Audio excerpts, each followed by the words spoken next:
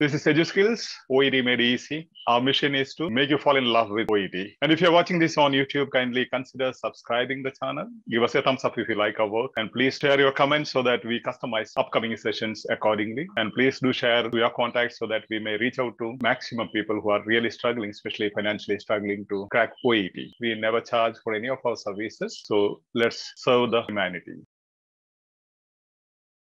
Listen to the audio. Summarize what you heard. Try to answer the question. Share your feedback. Occupational English test, sample test 1, listening test. This test has 3 parts. In each part, you'll hear a number of different extracts. At the start of each extract, you'll hear this sound. You'll have time to read the questions before you hear each extract, and you'll hear each extract once only. Complete your answers as you listen. At the end of the test, you'll have 2 minutes to check your answers. Extract 2, questions 13 to 24. You hear a consultant dermatologist talking to a patient called jvynk. For questions 13 to 24, complete the notes with a word or short phrase. You now have 30 seconds to look at the notes.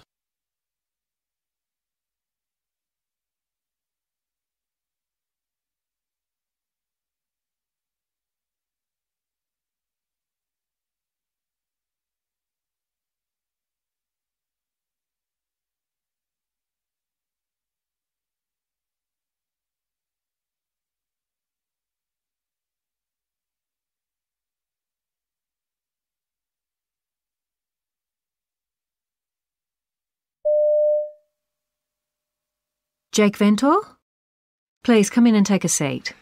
Thanks. Okay, now I understand from your GP that you've got a problem with your hand? Yes, I went to see a couple of weeks ago because of a sore on my left hand. I've had it for years, but not all the while. You know, it appears, then it gets better, then it comes back. It's here on the palm. It's almost gone now. But she wasn't sure what it was, so she said I'd better see a dermatologist. She took a photo. Did you get that? I did, yes. So tell me about the condition, how it feels and... Well, I always know when I'm going to get it because I have this itching beforehand. Right. I wake up at night wanting to scratch the area, though I try to stop myself. Good. Then a few hours later, I get 1 or 2 little blisters and they gradually get bigger and join up into one big one. It all feels a bit hot, and the skin around it goes red. When I showed this to the doctor, she used the word chaotic to describe it.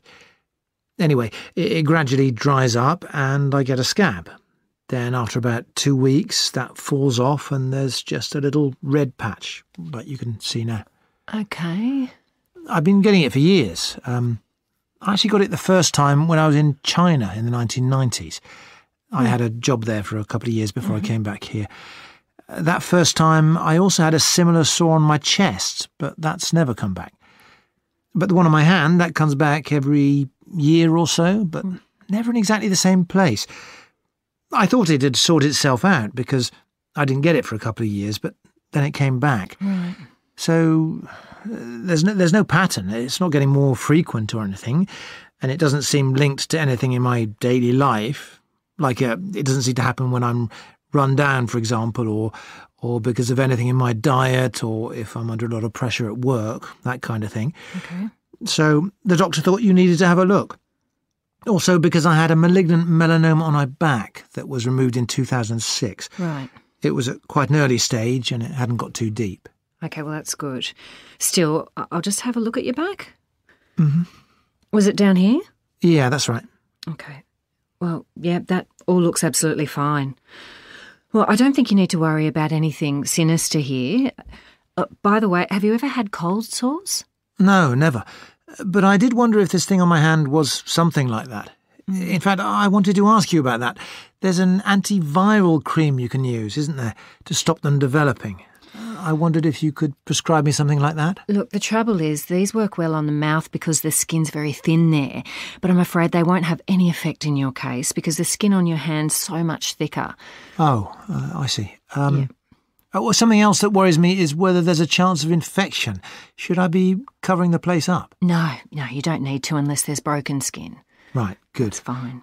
And it's not actually having an impact on my quality of life or anything like that. It's something I can live with.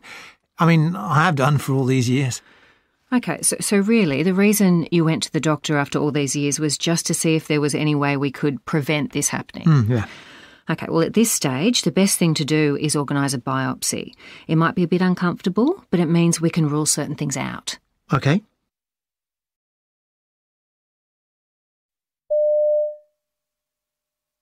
Jake Ventor? Please come in and take a seat. Thanks. Okay, now, I understand from your GP that you've got a problem with your hand? Yes, I went to see a couple of weeks ago because of a sore on my left hand. I've had it for years, but not all the while. You know, it appears, then it gets better, then it comes back. It's here on the palm. It's almost gone now. But she wasn't sure what it was, so she said I'd better see a dermatologist. She took a photo. Did you get that? I did, yes. So tell me about the condition, how it feels and... Well, I always know when I'm going to get it because I have this itching beforehand. Right. I wake up at night wanting to scratch the area, though I try to stop myself. Good. Then a few hours later, I get one or two little blisters, and they gradually get bigger and join up into one big one. It all feels a bit hot, and the skin around it goes red. When I showed this to the doctor, she used the word chaotic to describe it. Anyway, it gradually dries up, and I get a scab. Then after about 2 weeks, that falls off and there's just a little red patch, like you can see now. Okay. I've been getting it for years. I actually got it the first time when I was in China in the 1990s. I had a job there for a couple of years before I came back here. That first time, I also had a similar sore on my chest, but that's never come back. But the one on my hand, that comes back every year or so, but never in exactly the same place. I thought it had sorted itself out because I didn't get it for a couple of years, but then it came back. Right. So there's no pattern. It's not getting more frequent or anything, and it doesn't seem linked to anything in my daily life. Like it doesn't seem to happen when I'm run down, for example, or because of anything in my diet, or if I'm under a lot of pressure at work, that kind of thing. Okay. So the doctor thought you needed to have a look. Also because I had a malignant melanoma on my back that was removed in 2006. Right. It was at quite an early stage and it hadn't got too deep. Okay, well, that's good. Still, I'll just have a look at your back. Mm-hmm. Was it down here? Yeah, that's right. Okay. Well, yeah, that all looks absolutely fine. Well, I don't think you need to worry about anything sinister here. By the way, have you ever had cold sores? No, never.